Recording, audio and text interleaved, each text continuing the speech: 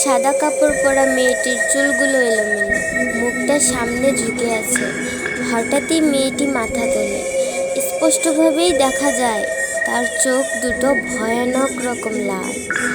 সে যেন সিফাত আর সিমির দিকেই তাকিয়ে আছে। এটা দেখে দুজনেই ভয় পেয়ে যায়। তারা ভয়ে একে অপরের দিকে তাকায়।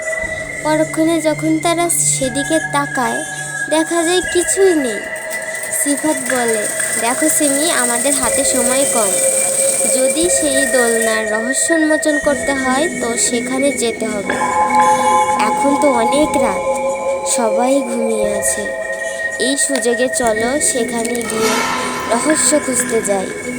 দোলনার কাছে গিয়ে দুজনেই থমকে দাঁড়ায়। তারা দেখতে পায় দোলনার কাছে নিথর দেহ পড়ে আছে। এটা দেখে তারা চমকে ওঠে।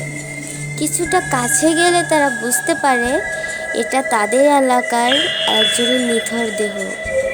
হয়তো দোলনার সেই অভিশপ্ত শয়তানটি লোকটিকে মেরে ফেলেছে। প্রিয় পাঠক, বলছিলাম এতক্ষণ অভিশপ্ত দোলনা গল্পটির কথা।